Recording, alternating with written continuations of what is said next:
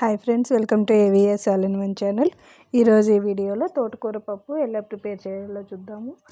ఇదైతే లంచ్ బాక్సెస్కి, అలానే white rice రాగి ముద్దకు కూడా చాలా బాగుంటుందండి కాంబినేషను. సో ఇక్కడ కావాల్సిన ఐటమ్స్ అయితే చూద్దాం. ముందుగా ఒక కుక్కర్ తీసుకొని అందులోకి ఒక బిగ్ సైజ్ గ్లాస్ అంతా కందిపప్పు అయితే వేసుకోవాలండి. టీ గ్లాస్ ఉంటుంది కదా అది. సో ఇప్పుడు నేను తోటకూరని నీట్గా వాష్ చేసుకొని అందులోని కొత్తిమీర కూడా లైట్గా కలుపుకొని ఆల్రెడీ వాష్ చేసుకొని పెట్టుకున్న కందిపప్పులకైతే యాడ్ చేసుకోవాలండి. ఇక్కడ మీకు కావాల్సింటే ఇంకా మిగిలిన ఆకులు కూడా సపరేట్గా ఒక పిడికిడు యాడ్ చేసుకున్నా కూడా పప్పు అనేది ఫ్లేవర్ బాగుంటుంది.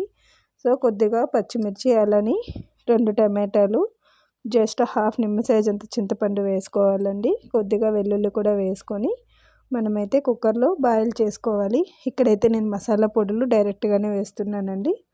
పసుపు అయితే వేసుకోవాలి, అలానే ధనియా పౌడరు, కొంచెం జీలకర్ర కూడా వేసుకోవాలండి.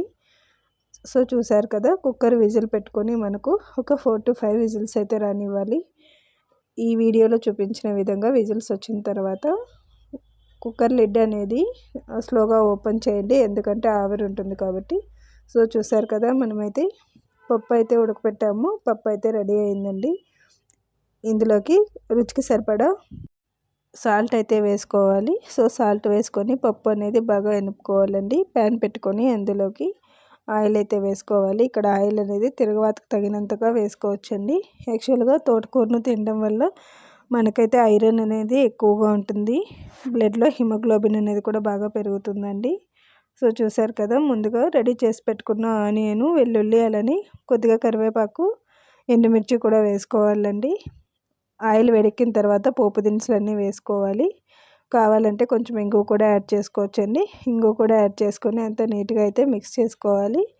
సో ఇప్పుడు ఆల్రెడీ ముందుగా తిరగవాతకు పెట్టిన ఐటమ్స్ అయితే వేసుకొని బాయిల్ చేసుకోవాలండి. అలానే ఎక్కువసేపు వేయించాల్సిన అవసరం లేదు.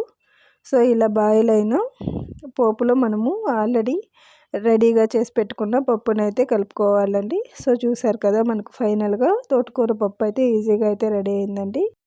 ఇలా తిరగవాత పెట్టిన తోటకూర అయితే చాలా కమ్మగా ఉంటుందండి. మీరు కూడా ఇంట్లో ట్రై చేయండి.